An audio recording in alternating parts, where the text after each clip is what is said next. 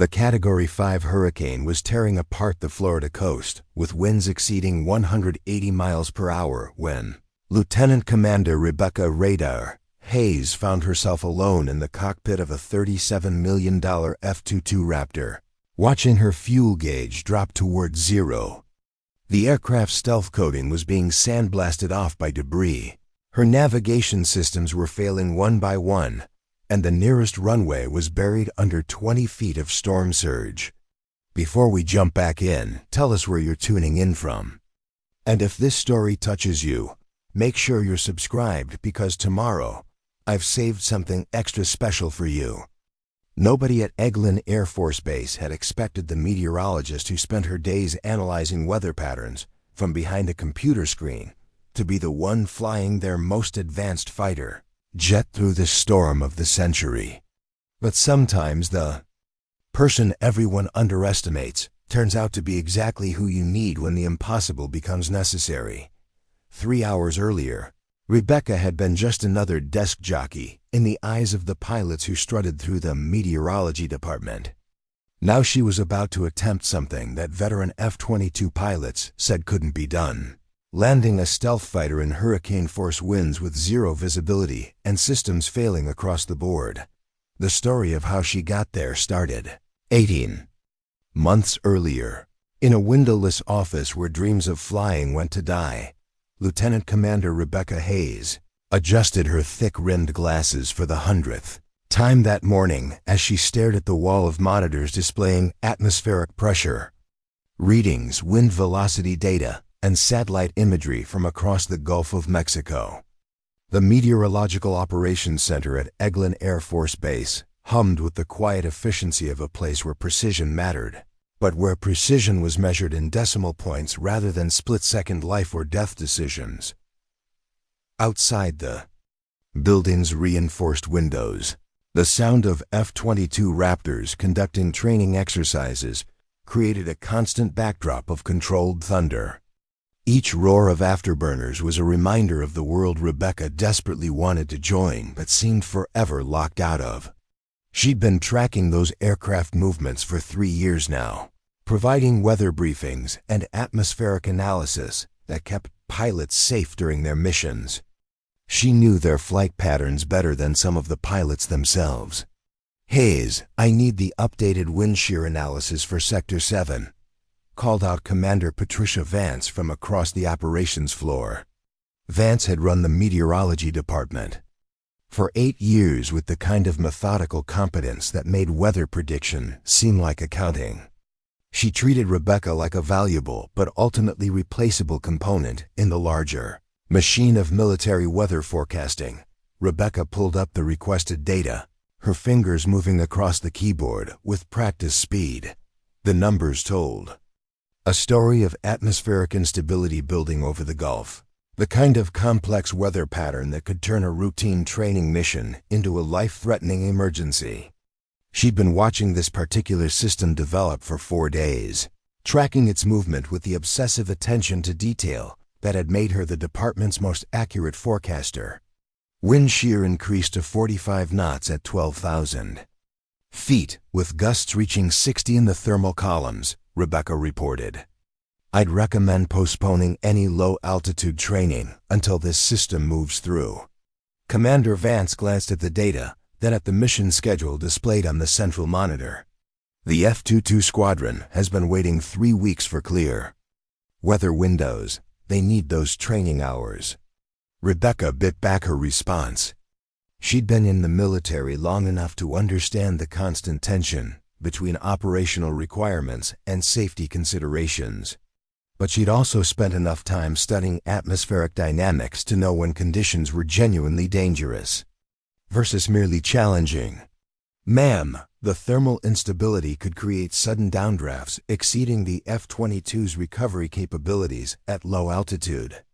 The risk assessment shows acceptable parameters for experienced pilots," Vance interrupted. "Your job is to provide data, Hayes. Leave the flying decisions to the people who actually know how to fly." The dismissal stung because it carried an edge of truth that Rebecca couldn't deny. She didn't know how to fly, despite having submitted applications for pilot training 7 times over the past 4 years. Each application had been politely declined with variations of the same reasoning. Her skills were too valuable in meteorological operations. Her academic background made her more suited for analytical work, and the Air Force needed experts in atmospheric science more than they needed another pilot. What those rejection letters didn't mention was the unspoken reality that someone who looked like Rebecca Short, slight, wearing thick glasses and speaking in the carefully measured tones of an academic didn't fit the image of what a fighter pilot should be. She'd heard the whispered comments about desk jockeys who think they understand flying, and pilots who joked about meteorologists having delusions of aviation grandeur. Rebecca returned to her screens, but her attention kept drifting to the tactical display showing the F-22 squadron's planned training route. Flight leader Captain Marcus Chun would be taking 4 aircraft through a series of low-altitude intercept scenarios, pushing the envelope of the F-22's performance capabilities, while dealing with increasingly unstable atmospheric conditions. She'd briefed Chun personally that morning, walking him through the weather patterns with the kind of detail that most pilots found either impressive or irritating.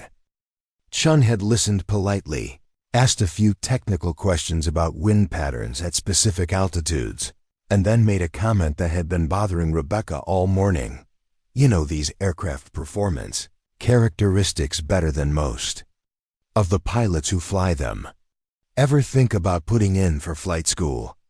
It wasn't the first time someone had suggested she consider pilot training, but it was the first time a senior pilot had said it without the patronizing tone that usually accompanied such comments. Chun seemed genuinely curious about why someone, with her understanding of aviation physics and aircraft systems, wasn't in a cockpit herself. The honest answer was complicated. Rebecca had wanted to fly since she was 12 years old, when her father had taken her to an air show and she'd watched F-16s perform aerial demonstrations that seemed to defy every law of physics she thought she understood.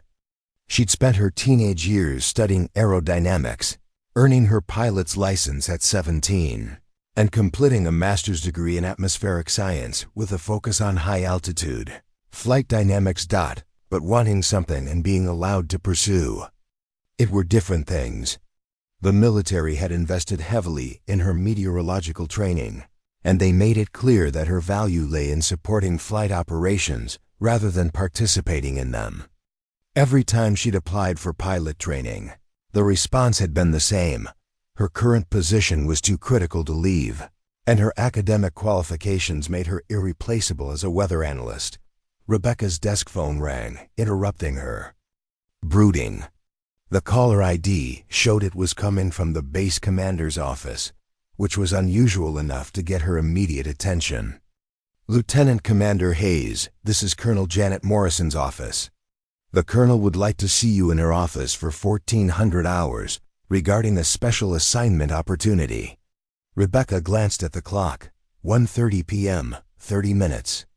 To wonder what kind of special assignment would require the attention of the base commander herself. Colonel Morrison had a reputation as a no-nonsense leader who'd risen through the ranks during the early days of women in combat roles. She'd commanded fighter squadrons in 3 different conflicts and had personally flown more combat missions than most pilots saw in their entire careers. The walk to Morrison's office took Rebecca through the heart of Eglin's Flight Operations Complex. She passed briefing rooms where pilots prepared for training missions, equipment bays where crew chiefs maintained aircraft worth more than small nations' annual budgets, and the flight line where F-22 Raptors sat like sleeping predators waiting for their next opportunity to demonstrate American air superiority. Each step reminded Rebecca of the world she observed but wasn't allowed to fully participate in. She knew the technical specifications of every aircraft on the base, could predict weather patterns that would affect their performance, and had spent countless hours analyzing flight data to improve safety and operational effectiveness. But she'd never experienced the simple physical reality of pulling G-forces in a high-performance turn, or felt the satisfaction of successfully completing a combat training scenario. Colonel Morrison's office reflected the pragmatic efficiency of a career military officer. Aviation art covered the walls, including a painting of F-22's information that Rebecca recognized from a famous training exercise over the Pacific.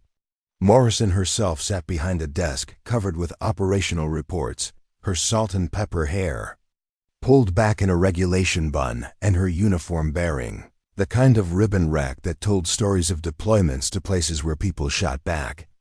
"Lieutenant Commander Hayes, thank you for coming. Please sit down." Morrison's voice carried the authority of someone accustomed to being obeyed without question, but there was also a thoughtful quality that suggested she chose her words carefully. Rebecca settled into the chair across from Morrison's desk, her back straight and her hands folded in her lap in the posture that had been drilled into her during officer training. The silence stretched for a moment as Morrison studied a file that Rebecca desperately hoped was her service record rather than some kind of disciplinary action. "I've been reviewing your personnel file," Morrison said, confirming Rebecca's suspicion. Graduated summa cum laude from the Air Force Academy with a degree in atmospheric physics. Master's degree from MIT in meteorological engineering. 4 years of exemplary service as a weather analyst with the highest accuracy rating in the department's history. Morrison closed the file and looked directly at Rebecca. "I've also noticed that you've applied for pilot training 7 times and been turned down 7 times. Tell me why you think that is."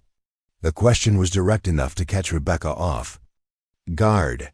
Most superior officers who discussed her pilot training applications did so with the kind of careful diplomacy that avoided acknowledging the real reasons for the rejections. "I believe my supervisors feel that my current position is too valuable to leave, ma'am. The meteorological department has invested significantly in my training, and weather analysis is critical to flight safety." Morrison nodded slowly. "That's the official reason. What do you think the unofficial reason is?" Rebecca hesitated. This felt like the kind of conversation that could either open doors or end careers, depending on how honestly she answered. But Morrison's steady gaze suggested that anything less than complete honesty would be a mistake. "I think some people believe that meteorologists don't have the right temperament for flying combat aircraft, ma'am. That we're too analytical, too cautious, too focused on theoretical rather than practical applications. And do you think they're right?" The question hung in the air like a challenge. Rebecca thought about the hundreds of weather briefings she'd given to pilots over the years, the countless hours she'd spent analyzing atmospheric conditions that could kill inexperienced aviators, and the deep understanding she developed of how aircraft performance changed under different environmental stresses. Preparing and narrating this story took us a lot of time, so if you are enjoying it, subscribe to our channel. It means a lot to us. Now back to the story. "No, ma'am, I don't. Understanding theoretical applications is what keeps pilots alive when the practical situation goes beyond their training experience. Knowing why an aircraft behaves the way it does in different atmospheric conditions isn't a limitation, it's an advantage." Morrison smiled for the first time since Rebecca had entered the office. "Excellent answer. Because I'm about to offer you an opportunity that will test exactly how much of an advantage that knowledge really is." She opened another file, this one marked with classification stamps that indicated it contained information well above Rebecca's current clearance level. The Air Force is developing a new weather reconnaissance program that requires pilots with advanced meteorological training. Instead of sending weather analysis teams to study dangerous atmospheric conditions from the ground, we want to put qualified meteorologists in the cockpits of advanced aircraft to gather data from inside storm systems. Rebecca felt her heart rate accelerate as Morrison continued. "The program requires candidates who can both fly high-performance aircraft and interpret complex atmospheric data in real time. We need people who understand weather patterns well enough to predict how they'll affect aircraft performance, and who can pilot those aircraft safely through conditions that would challenge even experienced combat pilots. This was it. This was the opportunity Rebecca had been waiting for without knowing it existed. A chance to combine her meteorological expertise with the flying she'd always dreamed of doing. The catch, Morrison continued, is that the training program is experimental, demanding, and has a 70% washout rate. Candidates need to complete both advanced meteorological certification and full fighter pilot training simultaneously. It's designed to push people beyond their limits, to see who can handle the unique stresses of flying research missions in extreme weather conditions. Morrison leaned back in her chair, studying Rebecca's reaction. You'd be starting flight training 18 months behind the typical timeline, competing against pilots who've been flying since they were lieutenants. The academic requirements alone would challenge someone with your background, and the flight training will test every assumption you have about your own capabilities. Rebecca thought about the F-22s she watched taking off every morning, about the weather patterns she analyzed from behind computer screens, and about the 7 rejection letters that had told her she wasn't suited for flying. This wasn't the path to the cockpit she'd imagined, but it was a path that nobody could claim she wasn't qualified to pursue. What would be my first assignment if I successfully complete the program? Morrison's smile became more pronounced. You'd be assigned to the 53rd Weather Reconnaissance Squadron, flying F-22 Raptors equipped with specialized atmospheric monitoring equipment. Your missions would include flying directly into severe weather systems to gather data that can't be obtained any other way. Flying F-22s into storms. It sounded like exactly the kind of impossible assignment that would either prove her capabilities beyond any doubt or end her military career in spectacular fashion. When would the program start, ma'am? If you accept, you'd report to Columbus Air Force Base for initial flight training in 2 weeks. Fair warning, Lieutenant Commander, this program doesn't offer second chances. If you wash out of flight training or fail to meet the meteorological requirements, you'll be transferred to a different base to continue your current specialty. There won't be any opportunity to return to Eglin or apply for pilot training through conventional channels. Rebecca looked out Morrison's window at the flight line where F-22s were preparing for afternoon training missions. Somewhere out there, Captain Chung was probably reviewing weather data she'd prepared. Using her analysis to plan flights through atmospheric conditions, she understood better than almost anyone on the base. I accept the assignment, ma'am. Morrison nodded approvingly. I thought you might. One last thing, Lieutenant Commander. The reason your previous applications were rejected wasn't because you lacked the temperament for flying. It was because the people reviewing those applications couldn't see past their assumptions about what a pilot should look like. This program exists because we need people who can think differently about aviation challenges. She stood and extended her hand. Don't let anyone call you a desk jockey again. In 2 weeks, you'll be learning to fly the most advanced fighter aircraft in the world. As Rebecca walked back to the meteorology department, she felt something she hadn't experienced since childhood. The absolute certainty that she was about to do exactly what she was meant to do. The F-22s overhead weren't just aircraft she analyzed and supported anymore. Soon, she'd be flying one of them into the kind of weather conditions that most pilots spent their careers avoiding. The transformation from meteorologist to fighter pilot was about to begin. And Rebecca Hayes intended to prove that sometimes the person everyone underestimates turns out to be exactly who you need when the impossible becomes necessary. Columbus Air Force Base in Mississippi felt like stepping into a different universe. Where Eglin had been filled with the familiar hum of weather monitoring equipment and the comfortable routine of data analysis, Columbus buzzed with the aggressive energy of pilots being forged under pressure. The moment Rebecca stepped off the transport aircraft, she was hit by the smell of jet fuel, rubber, and something indefinable that she would later recognize as concentrated ambition mixed with barely controlled fear. Her new barracks assignment put her in a corridor filled with 22-year-old second lieutenants who'd been dreaming of flying since they could walk. They moved with the unconscious confidence of people who'd never seriously doubted they belonged in a cockpit, discussing aircraft performance, characteristics, and tactical scenarios with the casual expertise of natural athletes talking about their sport. Rebecca, at 28 and carrying a master's degree in atmospheric science, felt ancient by comparison. While her classmates had spent college learning basic flight principles, she'd been publishing research papers on high-altitude wind dynamics and thermal inversion effects on aircraft performance. The knowledge gap worked both ways. She understood the physics of flight better than anyone in her class, but she'd never performed a barrel roll or experienced the disorientation of pulling 6 Gs in a high-performance turn, the first indication that this wouldn't be a typical flight training. Experience came during orientation week. Captain Derek Walsh, the flight training coordinator, called Rebecca into his office for what he termed baseline assessment interview. Walsh was exactly what central casting would order for a military flight instructor. Tall, square-jawed, with the kind of ramrod posture that suggested he'd been standing at attention since birth. His office walls were covered with photographs of aircraft he'd flown during combat deployments in Iraq and Afghanistan, and his desk held a collection of unit patches that told the story of a career spent in cockpits of increasingly sophisticated fighters. Lieutenant Commander Hayes, Walsh began, consulting a file that seemed uncomfortably thick for someone just starting flight training.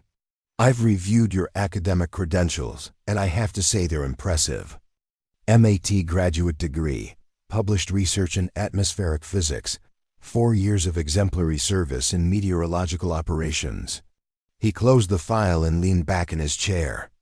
I've also reviewed your psychological evaluation results, your physical fitness scores, and your preliminary aptitude assessments. Everything looks good on paper. The pause that followed carried enough weight to make Rebecca understand that this conversation was heading somewhere she wouldn't like. The problem is that flight training isn't conducted on paper. It's conducted in aircraft traveling at several 100 miles per hour, where split-second decisions determine whether you land safely or become a smoking crater in the ground. Academic excellence doesn't necessarily translate to cockpit competence. Rebecca had expected this conversation, but hearing it articulated so bluntly still stung. I understand the difference between theoretical knowledge and practical application, sir. That's why I'm here to learn. Walsh nodded, but his expression remained skeptical. Here's the thing, Hayes, you're starting this program at an age when most pilots already have several years of flight experience. You're competing against candidates who've been preparing for this specific career path since they were teenagers. And frankly, your background suggests someone more suited to supporting flight operations than conducting them. He pulled out another set of papers, these marked with performance metrics and statistical analyses. The washout rate for candidates over 25 is 87%. For candidates with advanced academic degrees who've never served in operational roles, it's 91%.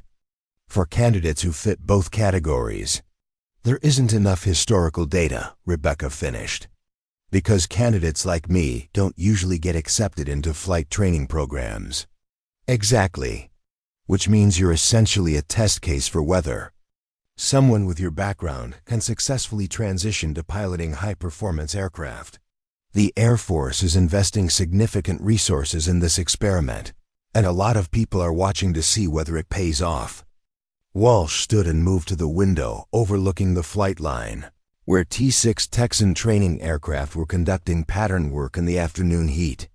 I'm going to be completely honest with you, Lieutenant Commander. I don't think you're going to make it through this program. Your academic qualifications are outstanding, but flying requires a different kind of intelligence than atmospheric physics. It requires instinctive reactions, aggressive decision-making, and the ability to process multiple threat inputs while controlling a machine that's actively trying to kill you. He turned back to face Rebecca, his expression serious but not unkind. I've seen brilliant people wash out of flight training because they couldn't make the transition from analytical thinking to operational thinking. I've seen academics who understood every principle of flight fail because they couldn't trust their instincts when the textbook solutions didn't apply. Rebecca felt something cold settle in her stomach. This wasn't just skepticism about her qualifications. This was a prediction of failure delivered with the authority of someone who'd seen dozens of similar situations play out over the years. What would you recommend, sir? I'd recommend that you take the honorable discharge option and return to meteorological operations at Eglin. You'd be going back to important work that you're exceptionally good at, and you'd avoid the career damage that comes with washing out of flight training. Sometimes the smart play is knowing when not to roll the dice. The suggestion hung in the air like a challenge. Rebecca thought about the comfortable familiarity of her weather analysis work, the respect she'd earned as a meteorologist, and the security of a career path where her capabilities were never questioned. Then she thought about the F-22s at Eglin and the weather reconnaissance missions that nobody had attempted because they required capabilities that didn't exist yet. I appreciate the advice, sir, but I'd like to continue with the program. Walsh's expression didn't change, but something in his posture suggested he'd expected that answer. Very well. But understand that I'll be watching your progress closely. And I won't hesitate to recommend elimination if I don't see the kind of improvement this program requires. Flight training isn't graduate school, Hayes. You can't study your way through it. The first month of training confirmed Walsh's skepticism in ways that were both humiliating and educational. Rebecca's initial flights in the T-6 Texan revealed a disconnect between theoretical knowledge and practical application that felt like trying to perform surgery while wearing boxing gloves. She knew exactly why the aircraft behaved the way it did during various flight regimes, but knowing why didn't help when her hands were cramping from gripping the stick too tightly, and her inner ear was sending signals that disagreed with what her instruments were telling her. Her classmates adapted to the training aircraft with the natural ease of people who'd been preparing for this moment their entire lives. Lieutenant Jake Morrison, no relation to the base commander at Eglin, flew like he'd been born in a cockpit, making control inputs that seemed instinctive and effortless.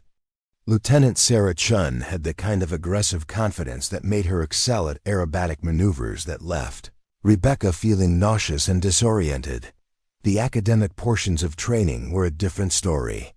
While her classmates struggled with weather interpretation and aircraft systems knowledge, Rebecca absorbed the material with the ease of someone who'd been studying these subjects for years. She consistently scored highest on written examinations and technical assessments, but those victories felt hollow when she was consistently last in flight performance rankings. Captain Walsh's weekly progress reviews became exercises in controlled frustration. He'd review her academic scores with grudging approval, then pull out flight performance metrics that told a different story. Hayes, your systems knowledge is outstanding. Your weather interpretation skills are better than some pilots with 10 years of experience. But your stick and rudder skills are— He paused, consulting his notes, consistently below minimum standards for this phase of training. The numbers were brutally honest. Rebecca's landing accuracy scores put her in the bottom 5% of her class. Her formation flying evaluations included comments like lacks situational awareness and demonstrates excessive caution during aggressive maneuvers. Her aerobatic performance was described as technically correct, but lacking confidence and precision. The problem, Walsh continued, is that flying isn't just about knowing what to do. It's about doing it instinctively, under pressure, while managing multiple competing priorities. Your tendency to overthink every control input is actually making you a less effective pilot. Rebecca understood the criticism because she could feel it happening during every flight. While her classmates made smooth, confident control inputs based on feel and experience, she found herself calculating the theoretical effects of each movement and second-guessing her instincts. The result was choppy, hesitant flying that looked exactly like what it was: someone thinking too hard about something that should be natural. The breaking point came during her 6th week of training, during an aerobatic sequence that required precise timing and aggressive control inputs. Rebecca had practiced the maneuver dozens of times in the simulator, memorizing every step and calculating the optimal entry parameters. But when she attempted it in the actual aircraft, something went wrong. The T-6 entered an uncontrolled spin that developed faster than her textbook knowledge could process. For 15 seconds that felt like an hour, Rebecca fought with controls that seemed to have no relationship to the aircraft's behavior. The ground rotated beneath her with hypnotic intensity, while warning alarms created a symphony of electronic panic in her headset. Her flight instructor, Major Tom Bradley, took control and recovered the aircraft with the kind of casual competence that made the whole incident look routine. But Rebecca knew what had happened. She'd frozen. When the situation moved beyond her theoretical understanding, her analytical mind had simply stopped functioning. The debrief after that flight was the worst hour of Rebecca's military career. Major Bradley, normally supportive and encouraging, reviewed her performance with the clinical precision of a coroner examining a particularly interesting corpse. "Hayes, what happened up there was completely predictable based on your training performance to date. You entered the maneuver technically correct, but without the confidence necessary to maintain control when the aircraft didn't respond exactly as expected. When the spin developed, you reverted to trying to think your way through the recovery, instead of trusting your training and reacting instinctively." He pulled out her overall performance summary, a document that quantified her failures with mathematical precision. "You're currently ranked 23rd out of 24 students in your class for flight performance. Your academic scores are keeping your overall average barely above the elimination threshold. But academic knowledge can't compensate indefinitely for fundamental flying deficiencies." Bradley's expression softened slightly, suggesting that what came next was difficult for him to say. "Rebecca, I've been flying for 15 years and instructing for 8. I've seen hundreds of students go through this program, and I've learned to recognize the difference between someone who's struggling temporarily and someone who fundamentally isn't suited for military aviation." The words hit Rebecca like a physical blow. This was the conversation she'd been dreading since her first week of training, delivered by someone whose opinion she'd come to respect and trust. "I think you're an outstanding officer and an exceptional meteorologist, but I don't think you're going to become a competent military pilot. Your analytical approach to flying works against you in situations that require instinctive reactions. You think too much and trust your instincts too little." Rebecca sat in the small briefing room, surrounded by the smell of old coffee and aviation fuel, and felt the weight of every doubt she'd ever had about her suitability for this career. The honest truth was that everything Bradley said matched her own assessment of her performance. She was failing not because she didn't understand flying, but because she couldn't stop thinking about it long enough to actually do it. "What would you recommend, sir?" Bradley consulted his notes one more time, then looked at her with something that might have been sympathy. "I'm recommending you for elimination from the flight training program. I think you should return to meteorological operations where your skills can be properly utilized. There's no shame in recognizing that your talents lie in a different area." That evening, Rebecca sat alone in her barracks room, staring at the elimination paperwork that would end her flying career before it had really begun. Around her, she could hear her classmates discussing the next day's training flights with the excited energy of people who belonged exactly where they were. The irony wasn't lost on her. She'd spent 4 years being told she wasn't qualified for flight training because her meteorological expertise was too valuable to lose. Now she was being eliminated from flight training, because she was too much of a meteorologist to become an effective pilot. Tomorrow, she will sign the papers and begin the process of transferring back to weather analysis.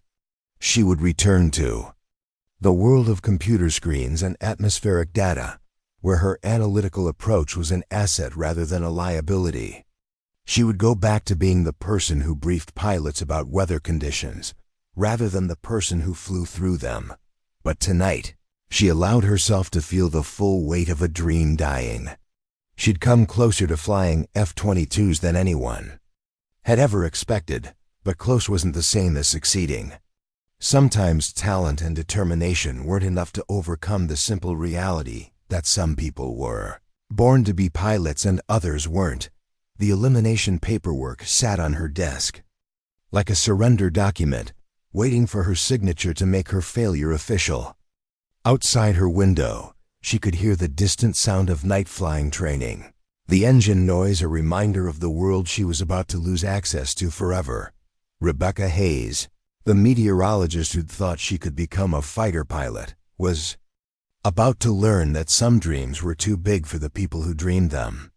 But she hadn't signed the papers yet, and somewhere in the back of her mind, a small voice was asking whether there might be another way to prove that her analytical approach to flying could be an asset rather than a liability. The question was whether she was brave enough to gamble her entire career on that possibility. Rebecca was staring at the elimination paperwork for the third time in 2 hours when the knock on her barracks door interrupted her spiral of self-doubt. She'd been expecting one of her classmates to stop by with awkward condolences, or perhaps Major Bradley with final administrative details about her transfer back to meteorological operations. What she didn't expect was to open the door and find Colonel Angela Torres standing in the hallway. Torres was a legend at Columbus Air Force Base, though she rarely interacted with student pilots. A former Thunderbirds demonstration pilot who'd transitioned into experimental test flying, she now served as the commanding officer of the Air Force Test Pilot School's Advanced Weather Research Division. Her presence at Rebecca's door was so unexpected that for a moment, Rebecca wondered if she was hallucinating from stress and sleep deprivation. "Lieutenant Commander Hayes, may I come in?"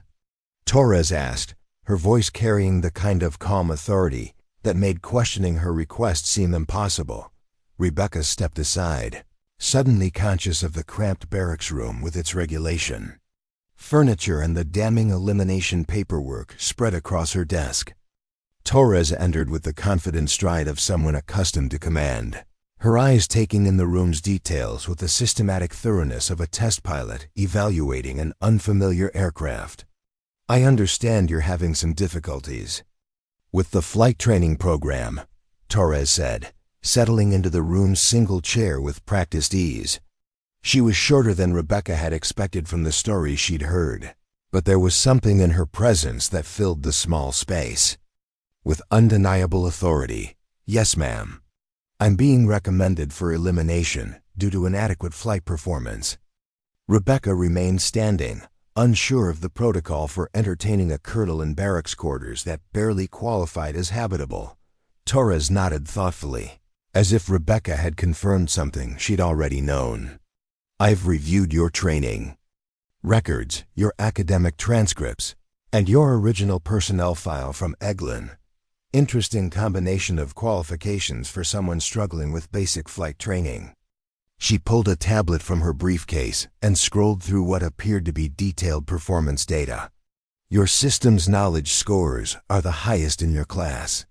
Your weather interpretation skills exceed those of pilots with 5 years of operational experience. Your written examinations consistently demonstrate understanding of aircraft performance characteristics that most pilots never develop." Torres looked up from the tablet, her dark eyes studying Rebecca with the intensity of someone solving a complex puzzle. "But your actual flying performance suggests someone who's never been inside an aircraft before. That kind of disconnect usually indicates a fundamental mismatch between a person's analytical approach and the demands of practical aviation." Rebecca felt her heart sink. If Colonel Torres had come here to deliver another assessment of her unsuitability for flying, it would carry even more weight than the previous evaluations. Torres wasn't just a test pilot. She was someone who'd pushed aircraft beyond their designed limits and survived to develop better training methods. However, Torres continued, and that single word changed the entire trajectory of the conversation. I've seen this pattern before. Some of the most effective test pilots I've worked with initially struggled with conventional flight training because they were trying to fly analytically rather than instinctively. She stood and moved to the window overlooking the flight line, where T-6 Texans were conducting evening pattern work under the setting sun. Tell me something, Hayes. When you're analyzing weather patterns for flight operations, how do you process the data? The question seemed unrelated to Rebecca's flying difficulties, but Torres's tone suggested it was anything but casual. I integrate multiple information sources simultaneously, ma'am. Satellite imagery, pressure readings, wind velocity measurements, temperature gradients. I build a three-dimensional model in my mind of how the atmosphere is behaving across different altitudes and geographic areas. And when conditions change rapidly, how do you update that mental model? Rebecca considered the question, thinking about the dozens of times she'd tracked severe weather systems as they developed unpredictably. I process the new information in real time, adjust the model continuously, and project how the changes will affect aircraft operations across the entire flight envelope. Torres smiled for the first time since entering the room. That's exactly the kind of thinking we need for experimental flight testing. The problem is that conventional flight training teaches you to react instinctively to immediate stimuli. But experimental flying requires you to think systematically about complex, rapidly changing conditions while maintaining precise aircraft control. She turned back to face Rebecca, her expression serious but no longer skeptical. I'm here because the Air Force is developing a new type of mission that requires pilots with your specific combination of analytical skills and atmospheric expertise. We need people who can fly experimental aircraft into severe weather conditions to gather data that can't be obtained any other way. Rebecca felt a flutter of possibility that she tried to suppress. She'd heard too many promises about alternative paths and special programs that ultimately led nowhere. What kind of missions, ma'am? Torres returned to her chair and pulled up a different set of files on her tablet. Hurricane penetration flights using modified F-22 Raptors, equipped with advanced atmospheric monitoring equipment. The missions require pilots who can maintain aircraft control while simultaneously analyzing weather data and making real-time adjustments to flight parameters based on changing conditions. The description hit Rebecca like a revelation. This wasn't just flying. This was flying with a purpose that utilized everything she'd learned about atmospheric science. It was the intersection of her meteorological expertise and her aviation aspirations in a way she'd never imagined possible. The problem, Torres continued, is that we can't train conventional pilots to become meteorologists quickly enough for our operational timeline. But we can potentially train a meteorologist to become the specific type of pilot these missions require. She scrolled through technical specifications that Rebecca recognized as F-22 performance data, but modified with equipment she'd never seen before. These aircraft have been configured with scientific instruments that require real-time interpretation by someone who understands atmospheric physics. The pilot doesn't just fly the mission. They conduct the science while flying the mission. Rebecca studied the data, her mind automatically processing the implications of the modifications. The additional equipment would affect the aircraft's weight distribution, alter its aerodynamic characteristics, and change its performance envelope in ways that would require constant compensation during flight. A conventional pilot would struggle to maintain control while a meteorologist tried to operate the scientific equipment. But someone who was both pilot and meteorologist could integrate those functions seamlessly. This is why your analytical approach to flying has been problematic in conventional training, Torres explained. You've been trying to overthink situations that require instinctive reactions. But for these missions, analytical thinking isn't a liability, it's the primary job requirement. She closed the tablet and leaned forward, her expression becoming more personal. I flew similar experimental missions 20 years ago, testing aircraft modifications in extreme weather conditions.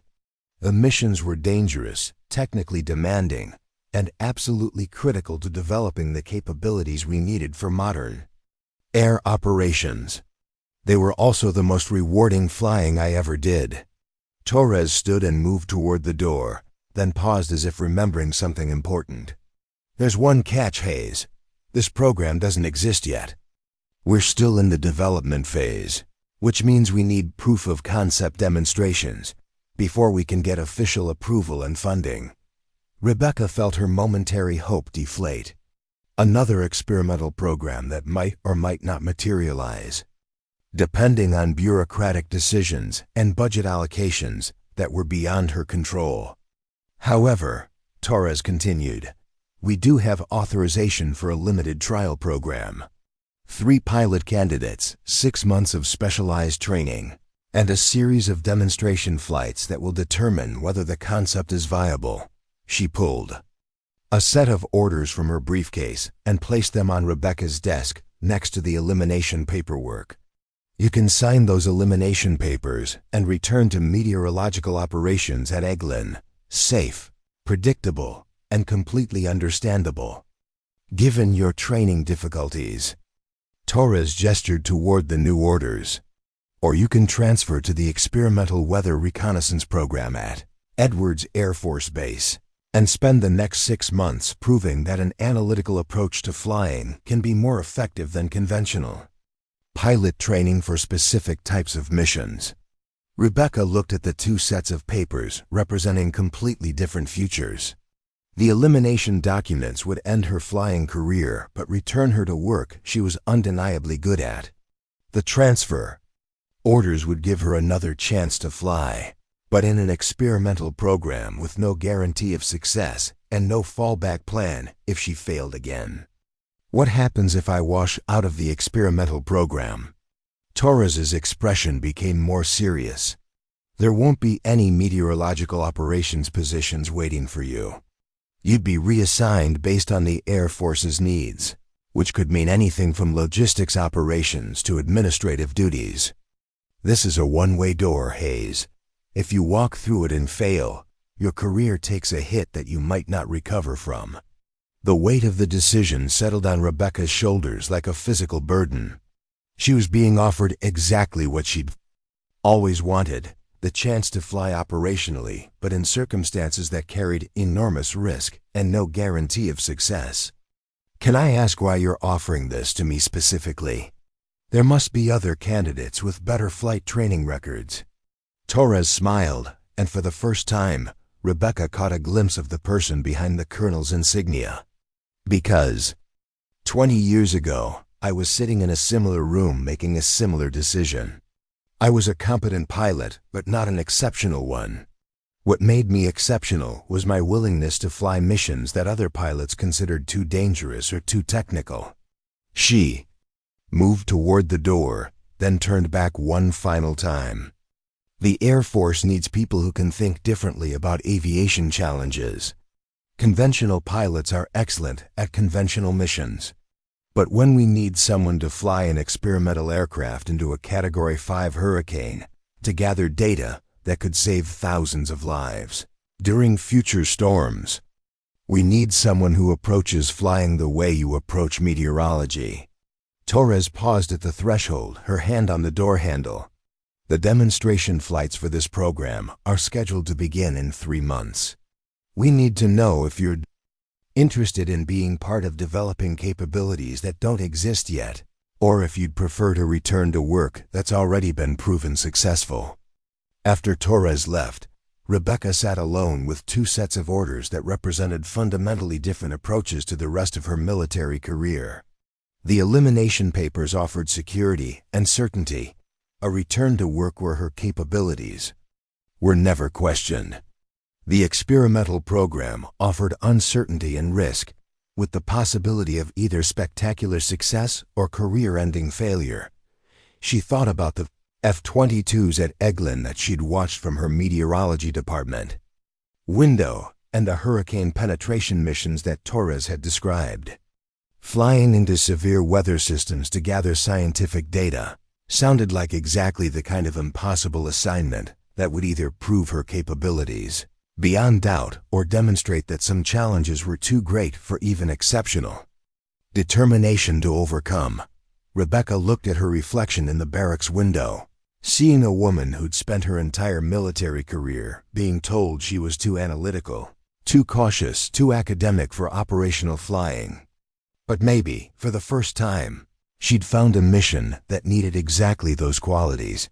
She picked up a pen, looked at both sets of papers one final time, and made the decision that would determine whether she became a conventional meteorologist who'd tried and failed to fly, or an experimental test pilot who'd helped develop entirely new capabilities for military aviation.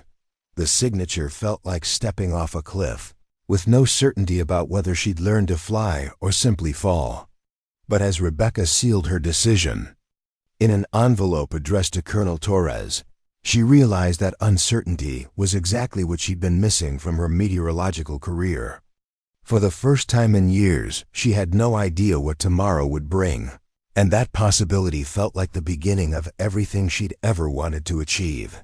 Edwards Air Force Base sprawled across the Mojave Desert like a testament to humanity's determination to push every boundary of flight. The moment Rebecca stepped off the transport aircraft, she could feel the difference from every other military installation she'd served at. This wasn't just an airbase.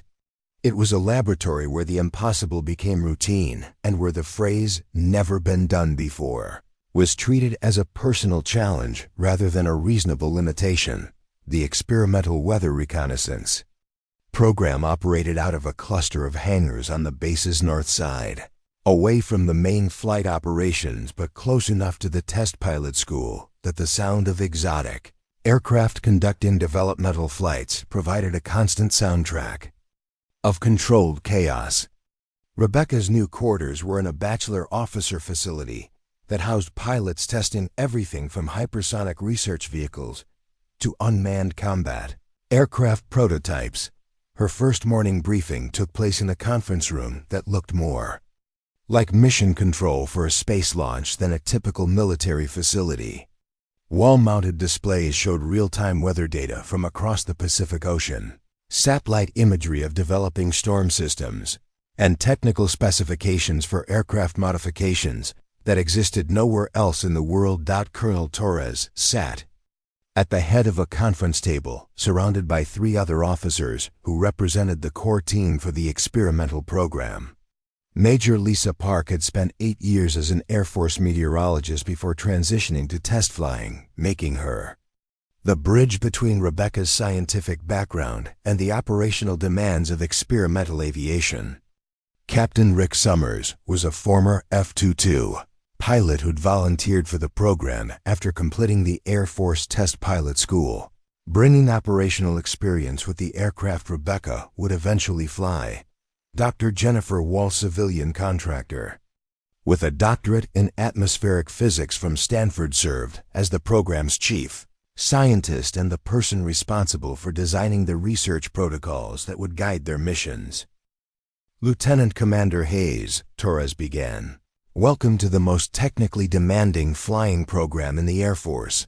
Over the next 3 months, you're going to learn to operate aircraft systems that don't exist in any manual, conduct research missions that have never been attempted, and fly into weather conditions that conventional aircraft avoid at all costs."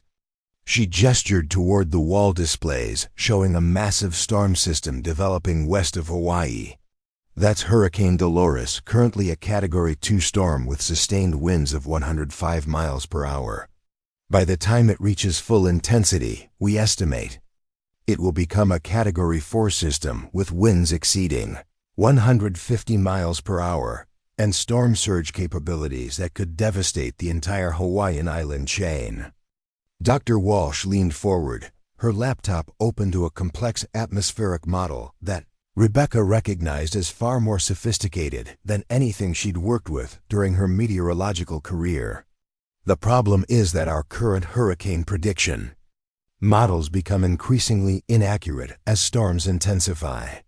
We can track their general movement, but we can't predict with sufficient precision how quickly they'll strengthen, what their maximum intensity will be, or exactly where they'll make landfall. She turned the laptop screen toward Rebecca, displaying three-dimensional visualizations of hurricane internal structure that looked like cross-sections of a massive atmospheric engine. To improve those predictions, we need data from inside the storm systems themselves. Temperature gradients, pressure differentials, wind shear patterns, and electromagnetic effects that can only be measured by aircraft flying directly through the hurricane's eye wall. Captain Summers spoke up for the first time, his voice carrying the matter-of-fact tone of someone describing routine flight operations.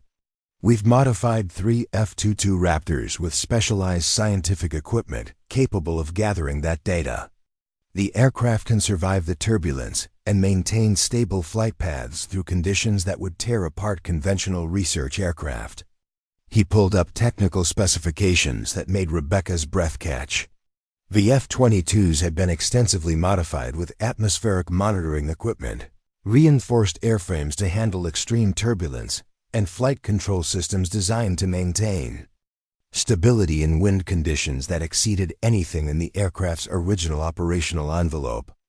The challenge, Torres continued, is that flying these missions requires pilots who can simultaneously operate the aircraft, manage the scientific equipment, and interpret the data in real time to adjust flight parameters based on changing conditions. We need someone who thinks like a meteorologist while flying like a test pilot. Major Park opened a different presentation, showing the training progression Rebecca would follow over the next 12 weeks. Phase 1 is aircraft familiarization and basic systems training. You'll learn to fly the F-22 in benign conditions while becoming proficient with the scientific equipment. Phase 2 introduces you to severe weather penetration techniques, starting with thunderstorms and working up to tropical storm systems. Phase 3 is the full hurricane penetration qualifier, where you'll prove you can conduct research missions in Category 3 conditions.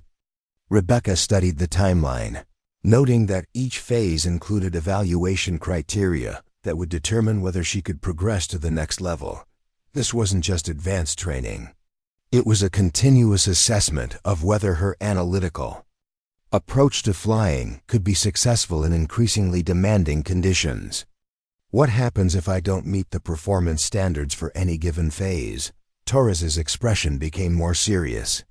Then you're reassigned to Air Force needs, and the experimental program continues with the remaining candidates. We don't have time for extensive remedial training or multiple attempts at qualification standards. Either you can do this or you can't. The first month of training proved that everything Rebecca thought she knew about flying had been preparation for something entirely different. The F-22 Raptor was not just a more advanced version of the T-6 Texan she'd struggled with at Columbus. It was a completely different category of machine that demanded a fundamentally different approach to piloting. Where the T-6 had been forgiving of imprecise control inputs and gradual corrections, the F-22 responded to pilot commands with the immediacy of thought itself.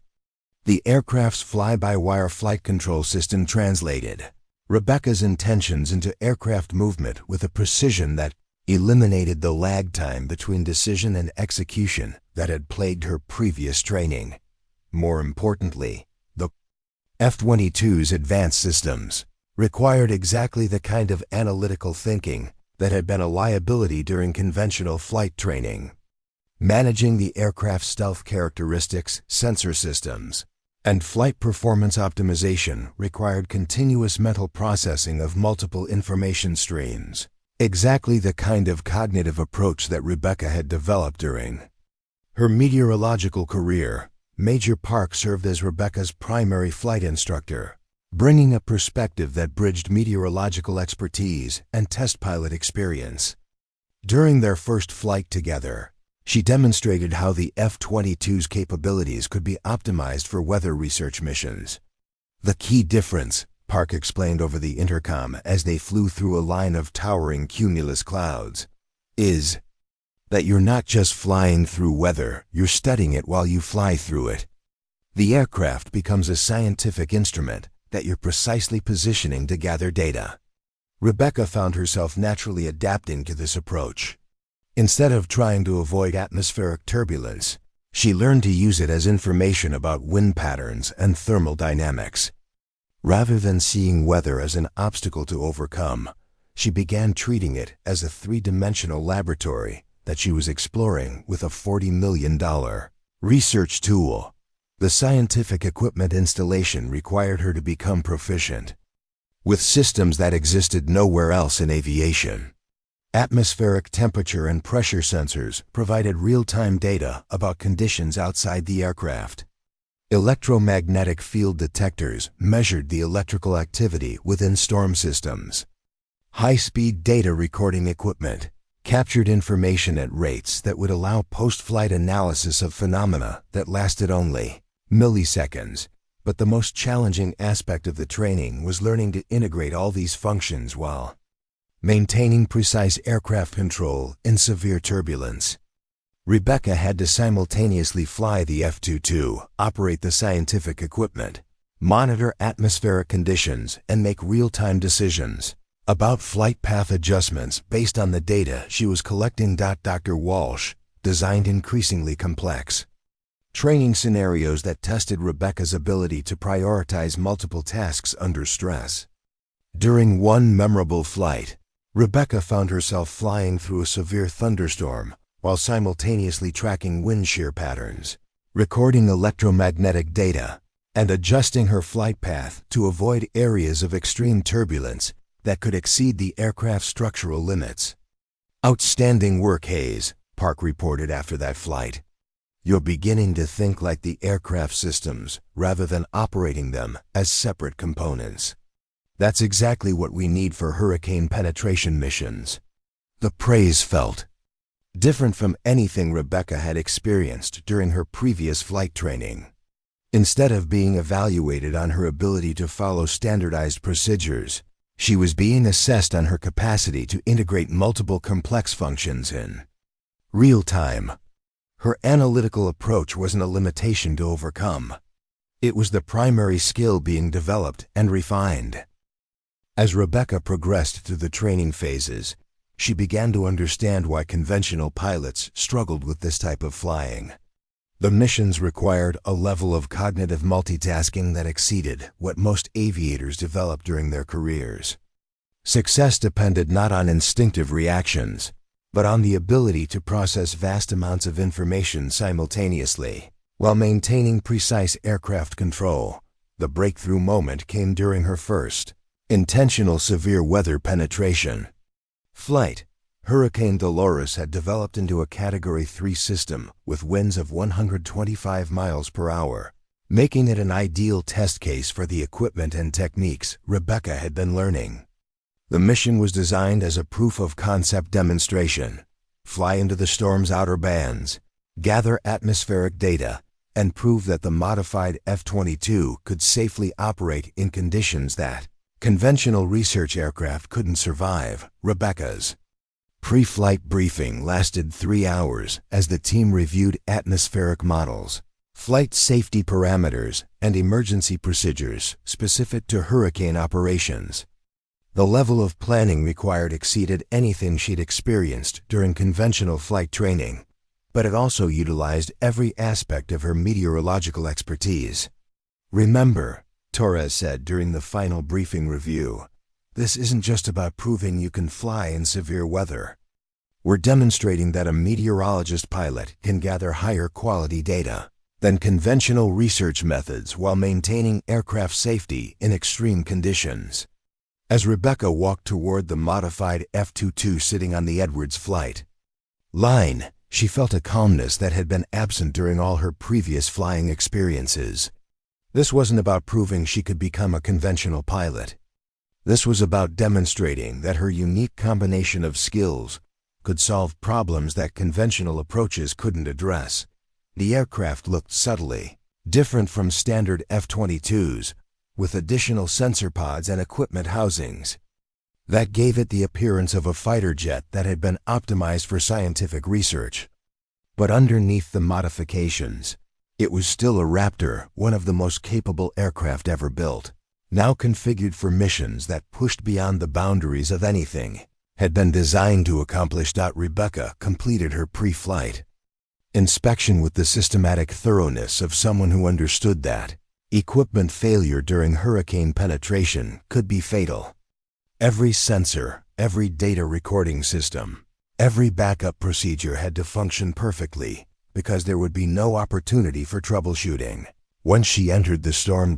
As she climbed into the cockpit and began the startup sequence, Rebecca realized that she was about to attempt something that had never been done before.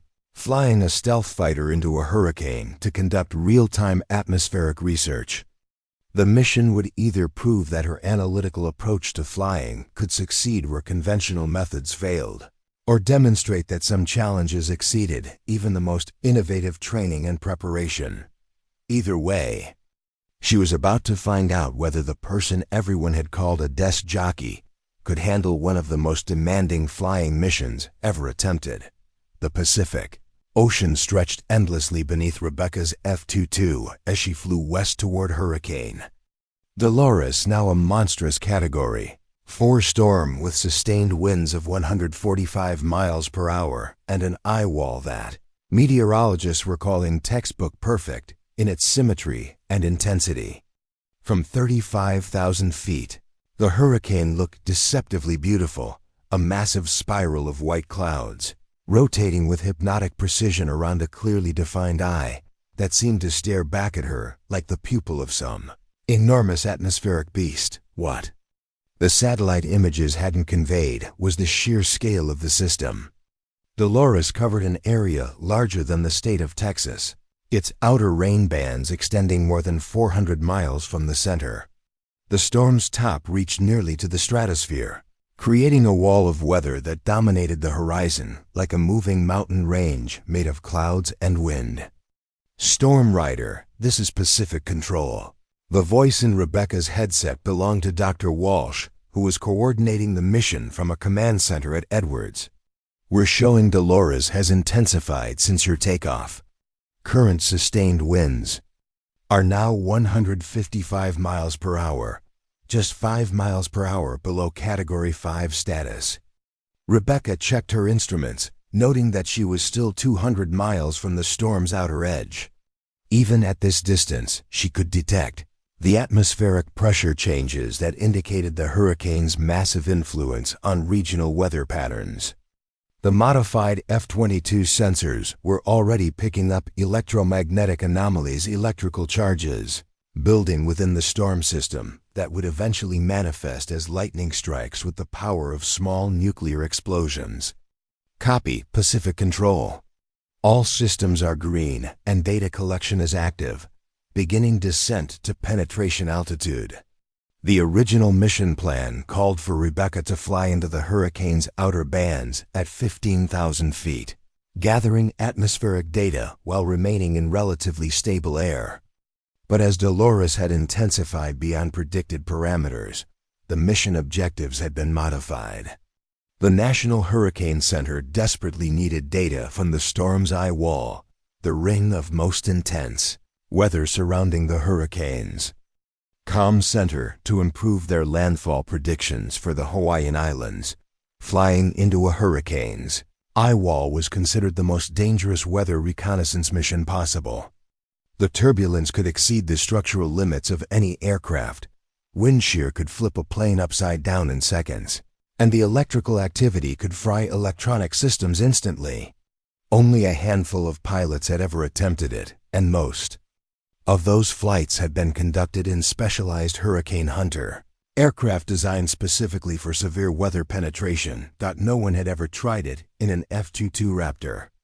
Storm Rider, be advised that we're detecting wind shear patterns in the northern quadrant that exceed anything in our models. Dr. Walsh's voice carried a tension that Rebecca had never heard before. Vertical wind speeds are reaching 80 feet per second, with horizontal shear creating rotation patterns that could induce unrecoverable spins in conventional aircraft. Rebecca studied the atmospheric data flowing across her cockpit displays. The numbers confirmed what her meteorological training told her. Dolores was behaving in ways that challenged existing understanding of hurricane dynamics. The storm was stronger than predicted, more organized than typical, and generated weather phenomena that pushed beyond the parameters of current scientific models. Pacific Control, Storm Rider. The data we're collecting is already showing atmospheric patterns that don't match our prediction models. Request permission to extend the mission profile into the eyewall region. The radio silence that followed stretched long enough for Rebecca to wonder if her transmission had been received. When Dr. Walsh finally responded, her voice was carefully controlled in a way that suggested she was choosing her words very precisely. Storm Rider, that mission profile exceeds our safety parameters. The eyewall penetration has never been attempted in an F-22, and current conditions are beyond anything we've tested in simulation. Colonel Torres's voice cut through the frequency, carrying the authority of final decision-making. Hayes, this is Torres. The data we're getting from your current position is revolutionary, better than anything we've ever collected on hurricane development. But extending into the eyewall represents unknown risks that could exceed the aircraft's capabilities. Rebecca watched the storm growing larger as she approached, its outer bands now visible as distinct layers of cloud formations that towered into the sky like atmospheric skyscrapers. She could see lightning flickering within the clouds, not the familiar bolts that jumped between clouds and ground, but sheet lightning that illuminated entire sections of the storm from within, revealing the massive scale of the rotating air masses. Her analytical mind processed the situation with the systematic thoroughness that had once been considered a liability during flight training.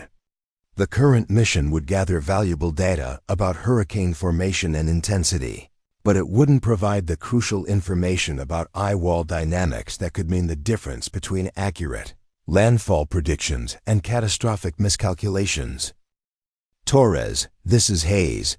The F-22's structural design and flight control systems are specifically engineered to handle extreme conditions that would destroy other aircraft. The modifications we've made include enhanced turbulence compensation and electromagnetic shielding that should protect critical systems. She paused, watching her instruments as the aircraft began to encounter the first effects of the hurricane's outer circulation. More importantly, the data we could gather from the eye wall would advance hurricane science by decades. We might never get another opportunity to study a storm this powerful with equipment this sophisticated. The decision crystallized in Rebecca's mind with the clarity that came from understanding both the scientific importance of the mission and her own capabilities. This was exactly the kind of challenge that the experimental program had been designed to address. Missions that required both exceptional piloting skills and advanced meteorological expertise. Pacific Control, Storm Rider requesting permission to modify mission profile for eyewall penetration. I can do this. Another long silence, during which Rebecca continued flying toward the hurricane's outer edge. When Torres finally responded, her voice carried a weight that suggested she was betting not just Rebecca's career, but the entire experimental program on this single mission. Storm Rider, you are cleared for eyewall penetration. But Hayes, if you get into trouble there, we can't help you. You'll be completely on your own until you either make it through or... Understood, Torres. Beginning approach to outer rain bands. The first indication that Rebecca was entering truly severe weather came as a sudden buffeting that felt like someone shaking the aircraft with enormous invisible hands.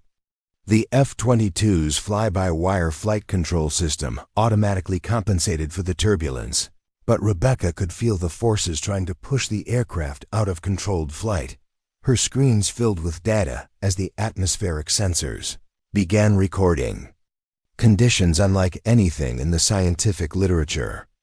Wind speeds that varied by 60 miles per hour over distances of less than 100 feet. Pressure differentials that created vertical air movements powerful enough to lift a fully loaded transport aircraft like an elevator. Temperature gradients that spanned 40 degrees within single cloud formations. Pacific control, this is incredible, Rebecca reported as she flew deeper into the storm. The atmospheric dynamics we're recording are completely beyond our current models. The wind patterns alone suggest energy transfer mechanisms that we've never documented. Flying through the hurricane's outer bands felt like navigating through a three-dimensional ocean of air that moved according to its own incomprehensible physics. Rebecca found herself using every aspect of her meteorological training to predict how the wind patterns would affect her flight path, while simultaneously managing the F-22 systems to maintain control in conditions that seemed to defy the cockpit. Basic principles of aerodynamics. The lightning started 20 miles from the eye wall, not the discrete bolts she'd expected, but continuous electrical discharges that turned entire sections of clouds into strobing illumination. The F-22's electromagnetic shielding protected its systems, but Rebecca could see the effects on her radio communications as static began to interfere with transmissions to Edwards. Storm. Control. In. Wall. Approach. Her transmission fragmented as the electrical activity increased. All. Green. Proceeding. Proceeding. Then she was alone, cut off from outside communication by the electromagnetic chaos of the hurricane's inner structure. The F-22 became a tiny bubble of controlled technology flying through a storm system that generated more energy than most small countries consumed in a year. The eye wall itself appeared as a vertical wall of clouds that extended from the ocean, surface to heights beyond the reach of conventional aircraft. Rebecca could see the clear definition between the chaotic turbulence of the eye wall and the relatively calm air of the hurricane's center. But getting through that wall would require flying through wind conditions that no pilot had ever survived. She took a deep breath, checked her instruments one final time, and pointed the F-22's nose toward the most intense weather phenomena on Earth. The aircraft entered the eye wall like a bullet fired into a tornado, immediately encountering turbulence that threatened to tear it apart and wind shear that tried to flip it end over end. For 15 minutes that felt like hours, Rebecca fought to maintain control while the hurricane tried to destroy her aircraft. G-forces that varied from +6 to -4 in seconds pressed her into her seat, and then tried to rip her out of her restraints. The F-22 was thrown around like a toy, but its advanced flight control systems and Rebecca's analytical understanding of atmospheric dynamics kept it flying when any other aircraft would have been torn to pieces. And through it all, the scientific equipment recorded data that would revolutionize understanding of hurricane behavior. Temperature readings, pressure measurements, wind velocity data, and electromagnetic activity recordings that captured the inner workings of nature's most powerful atmospheric engine. When Rebecca finally broke through the eye wall into the hurricane's comm center, she found herself flying through perfectly still air beneath a dome of clouds that formed a natural cathedral 30 miles across. The eye of Hurricane Dolores was eerily peaceful, with gentle winds and visibility that extended for miles in every direction. But surrounding her on all sides was the towering wall of the storm itself, a cylinder of chaotic weather that rose nearly to the edge of space. Pacific Control, Storm Rider, she transmitted, hoping her radio would work in the electromagnetic calm of the eye. I'm in the center of Dolores. You're not going to believe the data we just collected. Dr. Walsh's voice came through clearly for the first time in 20 minutes, carrying a mixture of relief and excitement that made Rebecca smile despite the exhaustion of fighting through the eye wall. Storm Rider, we've been tracking your telemetry. The atmospheric data you gathered during the eye wall penetration is unlike anything we've ever seen. You just flew through conditions that our models said were impossible for any aircraft to survive. Rebecca orbited slowly within the hurricane's eye, giving the scientific equipment time to record the unique conditions at the storm center while she prepared for the challenge of flying back out through the eye wall. The return trip would be just as dangerous as the entry, but now she had experience with the hurricane's behavior and confidence that the F-22 could handle whatever Dolores could deliver. Torres, this is Hayes. Mission accomplished. The experimental program just proved that a meteorologist pilot can gather data from atmospheric conditions that conventional methods can't access. We're going to revolutionize hurricane forecasting. As she prepared for the flight back through the eye wall, Rebecca realized that she'd just accomplished something that validated every aspect of her unconventional path to military aviation. The analytical thinking that had been a liability during conventional flight training had enabled her to survive and succeed in conditions that would have defeated most pilots. She was no longer the desk jockey who didn't belong in a cockpit. She was the pilot who could fly places that no one else could go, gathering scientific data that would save lives during future storms. The experimental program had worked exactly as Colonel Torres had envisioned, proving that sometimes the most effective approach to impossible challenges came from people who thought differently about the problem. 3 weeks after her successful hurricane penetration mission, Rebecca thought she understood what professional validation felt like. The data she'd collected from Hurricane Dolores had already been incorporated into improved forecasting models that accurately predicted the storm's landfall in Hawaii with unprecedented precision. Her mission had potentially saved thousands of lives and billions of dollars in property damage through better evacuation planning and storm preparation. The scientific community was calling it a breakthrough in atmospheric research. The Air Force was fast-tracking the experimental weather reconnaissance program for full operational status. Colonel Torres had personally recommended Rebecca for promotion and assignment as the program's lead pilot. Everything seemed to be falling into place exactly as she'd always hoped. Then Hurricane Elena formed in the Gulf of Mexico and changed everything. Elena had developed from a tropical depression to a Category 5 monster in less than 18 hours, a rate of intensification that shattered every existing record for Atlantic Basin hurricanes. With sustained winds of 185 miles per hour and a pressure reading that meteorologists initially thought was a sensor malfunction, Elena was tracking directly toward the Florida Panhandle with an estimated landfall in 36 hours. The National Weather Service's emergency briefing took place at 040 hours in a conference room at Edwards that had been hastily converted into a crisis coordination center. Rebecca found herself surrounded by officials from FEMA, the National Hurricane Center, the Pentagon, and various state emergency management agencies, all focused on a single terrifying reality.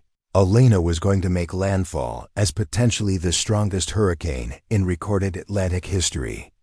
The storm's rapid intensification has made our evacuation timelines impossible, explained Director Michael Santos from FEM's National Response Coordination Center. We're looking at a potential casualty count in the tens of thousands if Elena maintains its current intensity and track.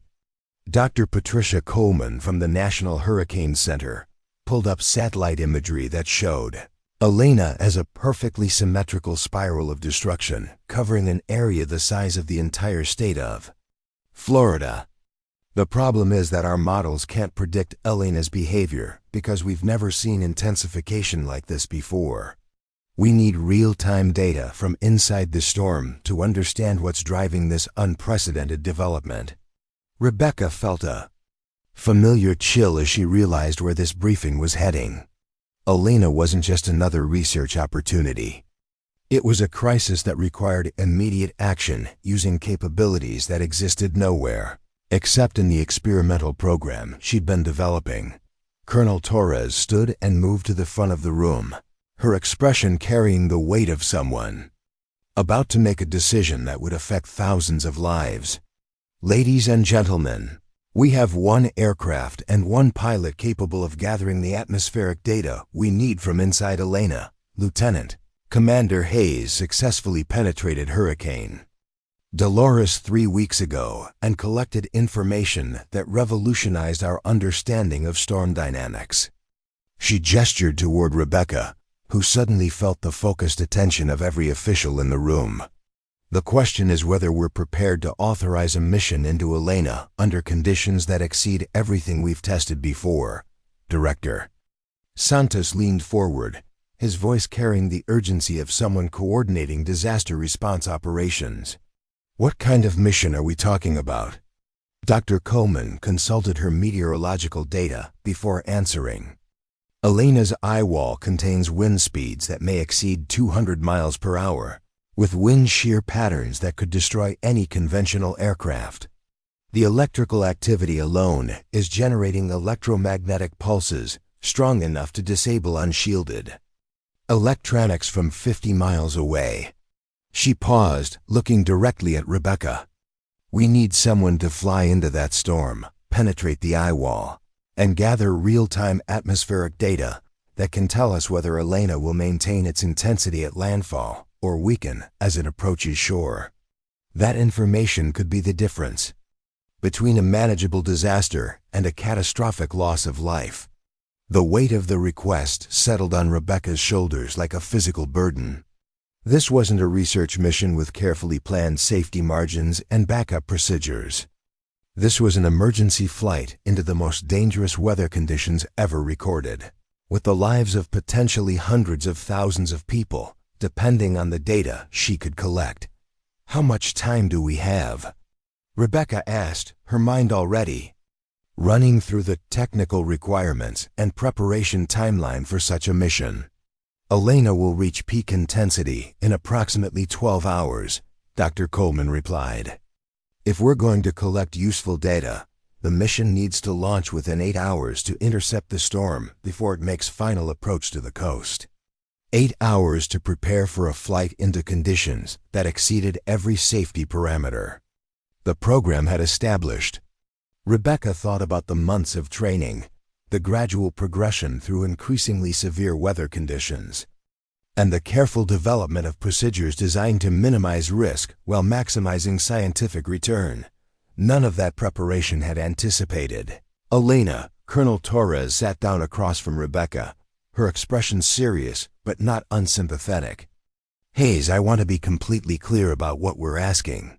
This mission represents unknown risks in unprecedented conditions. We can't guarantee that the F-22's modifications will be sufficient for Elena's intensity.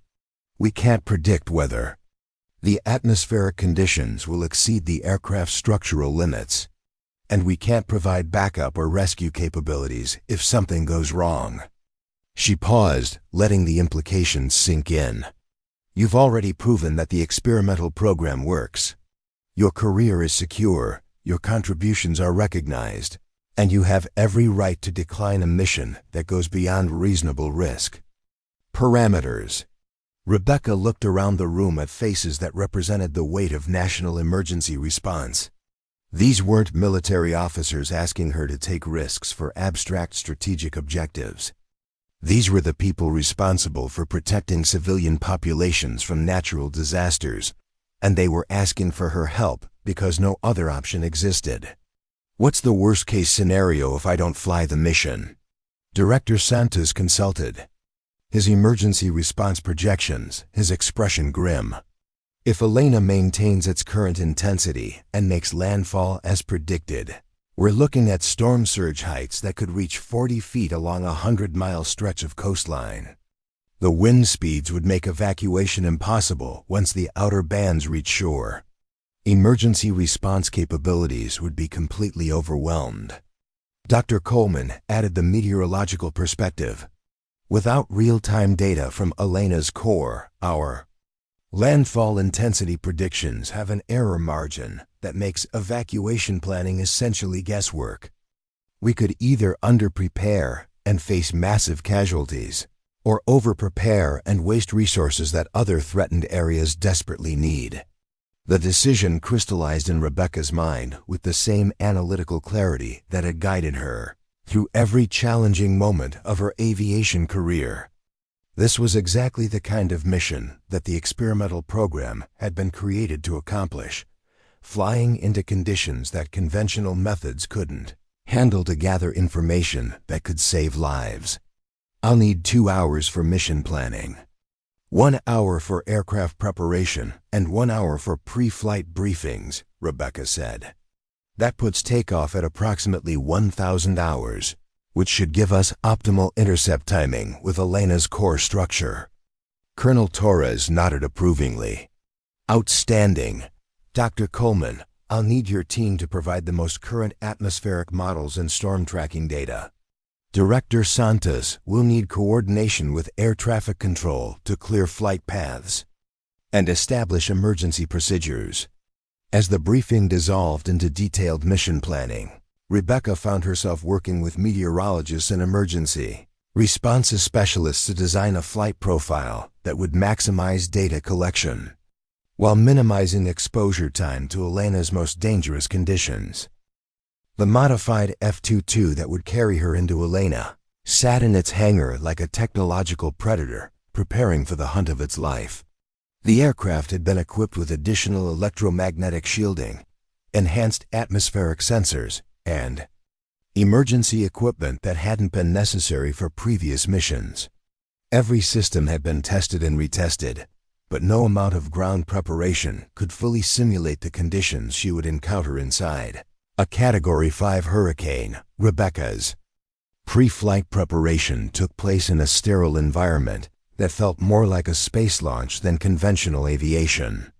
Her flight suit included survival equipment designed for extreme weather conditions, emergency locator beacons that could function in electromagnetic chaos, and medical monitoring systems that would track her physical condition throughout the mission. Dr. Walsh conducted the final systems briefing with the methodical thoroughness of someone who understood that equipment failure during this mission could be fatal. The atmospheric sensors have been calibrated for Elena's anticipated conditions, but we're operating beyond the tested parameters of every instrument on the aircraft. If the electromagnetic interference becomes too severe, you may lose the ability to record data or communicate with us. She pulled up technical specifications that showed the F-22's modifications, alongside Elena's projected atmospheric conditions. The aircraft's structural limits should be sufficient for the turbulence you'll encounter, but Elena's wind shear patterns may exceed anything we've previously tested. Trust the fly-by-wire system, but be prepared to take manual control if the computer systems become overwhelmed. Colonel Torres entered the briefing room carrying a communication device that Rebecca didn't recognize. Hayes, this is a military emergency transponder that will continue broadcasting your location even if all other systems fail. It's designed to survive aircraft destruction and hostile environments, so if the worst happens, we'll know where to look. The implications of that statement weren't lost on anyone in the room. This mission carried genuine risks of aircraft loss and pilot fatality risks that couldn't be eliminated through better planning or enhanced equipment. As Rebecca walked toward the F-22 for what could be her final flight, she thought about the journey that had brought her to this moment.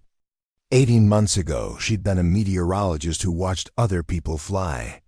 6 months ago, she'd been a failed flight student facing elimination from training. 3 weeks ago, she'd proven that her analytical approach to flying could succeed. Where conventional methods failed, now she was about to attempt something that no pilot had ever survived: flying into the strongest hurricane in recorded history to gather data that could save hundreds of thousands of lives. The F-22's cockpit. felt familiar despite the additional equipment and emergency systems that had been installed for this mission.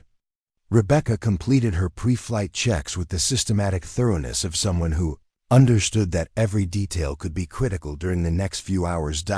As she started the engines and prepared for takeoff, Rebecca realized that this mission represented the ultimate test of everything the experimental program had been designed to accomplish.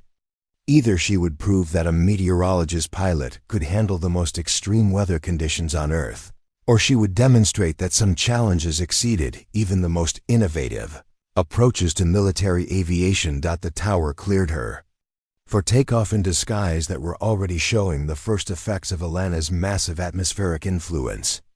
As the F-22 climbed toward its cruise altitude, Rebecca could see the storm on the horizon, a wall of clouds that seemed to reach from the ocean's surface to the edge of space, rotating with the ominous precision of a planetary-scale engine of destruction.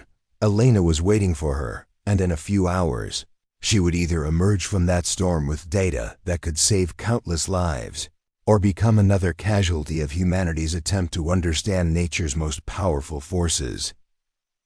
Either way, the desk jockey, who had been told she'd never fly a fighter jet, was about to find out whether courage and competence were enough to survive a direct encounter with the strongest hurricane in human history. The first time Rebecca saw Hurricane Elena from 200 miles away, she understood why ancient civilizations believed that gods controlled the weather. The storm covered nearly half of the Gulf of Mexico, its spiral structure so perfectly formed that it looked like a massive atmospheric clockwork mechanism designed by some cosmic engineer. But there was nothing benign about Elena's beauty. This was 185 miles per hour of rotating destruction that had already begun generating 40-foot waves and pressure, readings so low that they defied the measurement capabilities of conventional weather instruments. Storm Rider, Pacific Control, you are approaching the outer circulation bands. Dr. Walsh's voice carried an edge of tension that Rebecca had never heard before. Elena's electromagnetic signature is already interfering with our long-range communications. This may be our last clear contact until you complete the mission. Rebecca checked her instruments, noting that the F-22 sensors were detecting atmospheric anomalies from 150 miles away, pressure variations, electrical charges, and wind patterns that indicated Elena's influence extended far beyond its visible cloud structure. The hurricane wasn't just a localized weather event. It was a force that dominated the entire regional atmosphere. Copy, Pacific Control. All systems nominal, data recording active. Beginning descent to penetration altitude. What happened next unfolded with the surreal intensity of a controlled catastrophe. As Rebecca flew closer to Elena's outer bands, her aircraft began encountering turbulence that made her previous hurricane experience seem like gentle air currents. The F-22 was thrown around like a toy, but the advanced flight control systems and Rebecca's analytical understanding of atmospheric dynamics kept it flying when any conventional aircraft would have been torn apart. But Elena had surprises that no amount of training could have prepared her for. Warning, warning, multiple system alerts. The F-22's computer announced as Rebecca penetrated the hurricane's outer wall. Her cockpit displays began flickering with electromagnetic interference, and several backup systems automatically engaged as primary sensors were overwhelmed by conditions that exceeded their design parameters. The lightning inside Elena wasn't the discrete bolts Rebecca had experienced in previous storms. Instead, the entire hurricane interior was filled with continuous electrical discharge, a three-dimensional web of energy that turned the clouds into a constantly illuminated cathedral of destruction.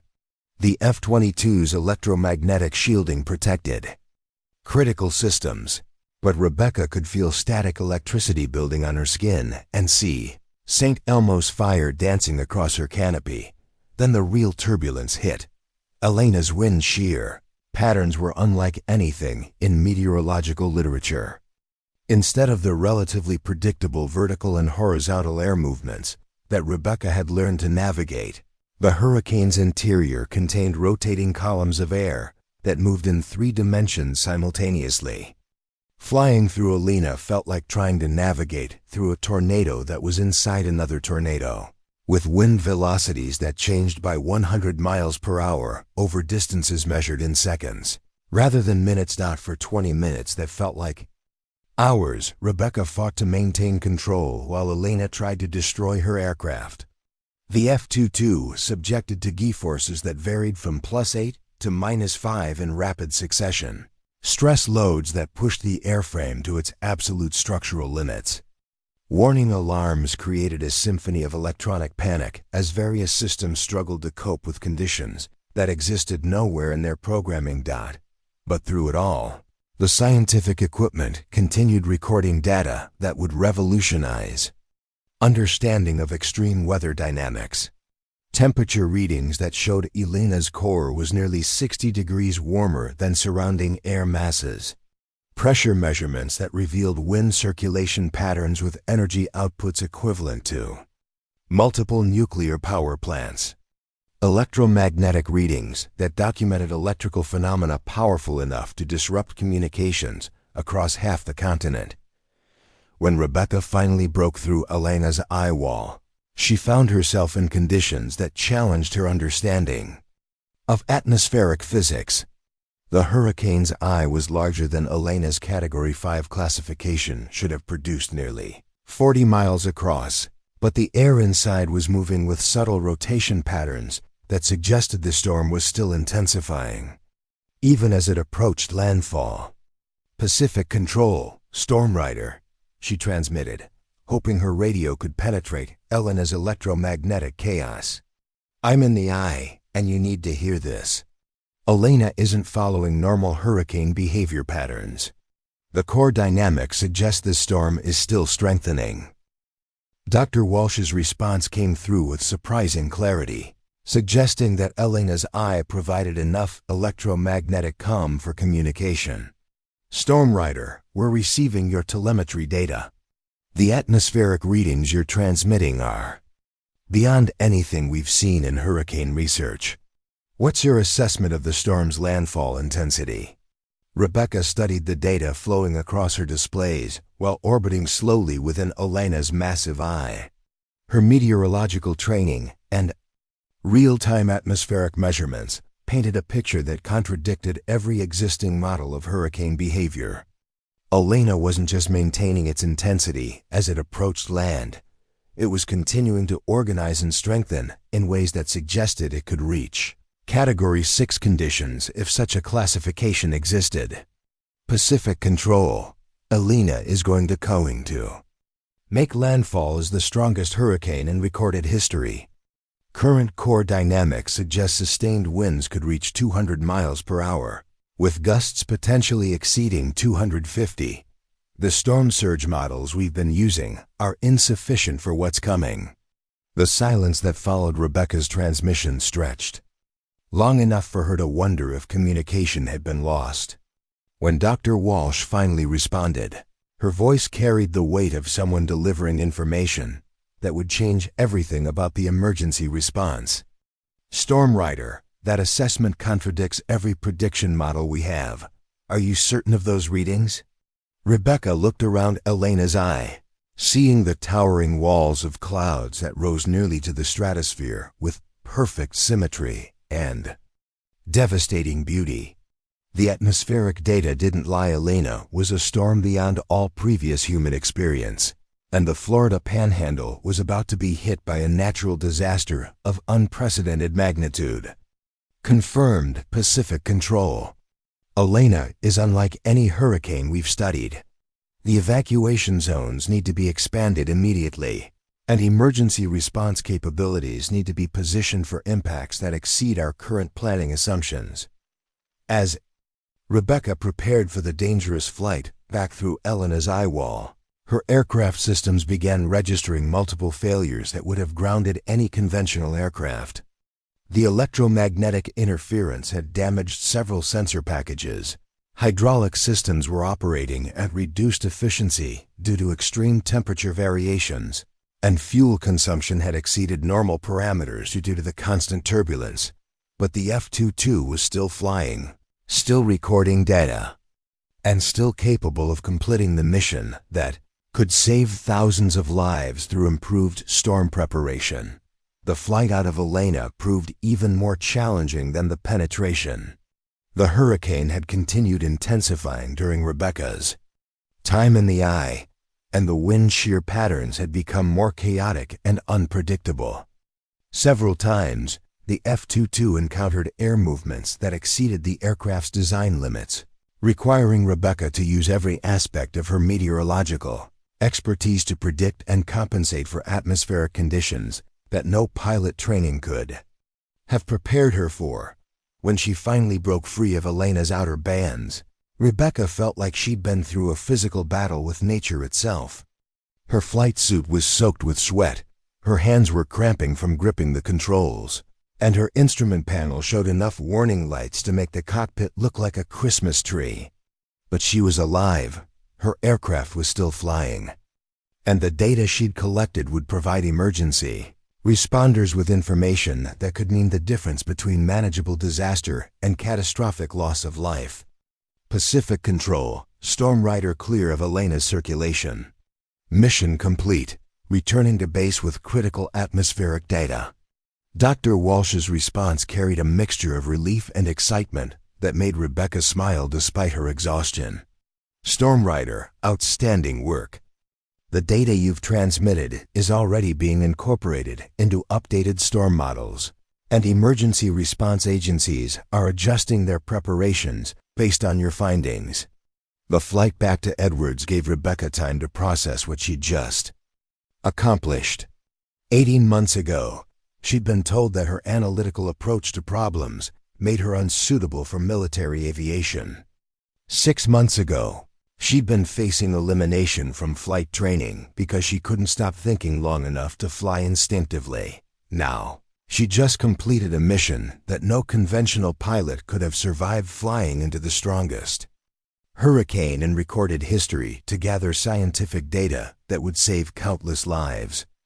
The analytical thinking that had been considered a liability during conventional training had enabled her to navigate atmospheric conditions that exceeded the experience of every other pilot in military aviation. That as Edwards Air Force Base appeared on the horizon, Rebecca realized that she'd become something entirely new, a pilot scientist who could accomplish missions that existed at the intersection of extreme flying and advanced meteorology. The experimental weather reconnaissance program hadn't just proven its worth, it had demonstrated that some of the most important challenges facing modern society required people who could think differently about traditional problems. Her landing at Edwards was met by ground crews, program officials, and media representatives who understood that they were witnessing a historic moment in both aviation and meteorological science. Rebecca had just proven that human courage and technological innovation could gather information from the most dangerous weather conditions on Earth. Colonel Torres was waiting as Rebecca climbed out of the F-22's cockpit, her expression carrying the satisfaction of someone whose faith in an unconventional approach had been completely vindicated. Hayes, the data you collected from Elena has already changed how we understand hurricane dynamics. Emergency response agencies across the Gulf Coast are implementing new evacuation procedures based on your findings. She paused, looking at the damaged but still functional F-22 that had carried Rebecca through conditions no aircraft had ever survived. More importantly, you've proven that the experimental weather reconnaissance program can accomplish missions that conventional methods can't even attempt. The Air Force is fast-tracking full operational deployment, and we want you to lead the program's expansion. As Rebecca walked away from the aircraft that had carried her through Hurricane Elena, she thought about the journey that had brought her to this moment. Every rejection, every doubt, every person who'd told her she didn't belong in a cockpit had been part of a path that led to capabilities no one else possessed. the meteorologist who'd been called a desk jockey had just completed one of the most dangerous flying missions in aviation history. The flight training washout had become the pilot who could go places that no one else could reach. The analytical thinker who'd been told she overthought everything had used that same analytical approach to navigate conditions that would have defeated instinctive reactions. 6 months later, Lieutenant Commander Rebecca Storm Ryder Hayes stood in the Pentagon briefing room where the experimental weather reconnaissance program was being presented to senior Air Force leadership as a model for developing specialized capabilities that addressed emerging national security challenges. Her success with Elena had led to operational missions that gathered atmospheric data from severe weather systems across the globe, providing information that improved disaster preparedness and saved lives during multiple natural disasters. The program she'd helped develop was being expanded to include other pilot scientists who brought specialized expertise to aviation challenges that conventional approaches couldn't solve. But as Rebecca briefed Air Force generals on the program's achievements and future potential, she never forgot the lesson that had made everything possible. Sometimes the person everyone underestimates turns out to be exactly who you need when the impossible becomes necessary. The desk jockey had learned to fly through hurricanes, proving that the most important victories come not from being what others expect, but from becoming what the mission requires. Up next, you've got 2 more standout stories right on your screen. If this one hits the mark, you won't want to pass these up. Just click and check them out. And don't forget to subscribe and turn on the notification bell so you don't miss any upload from us.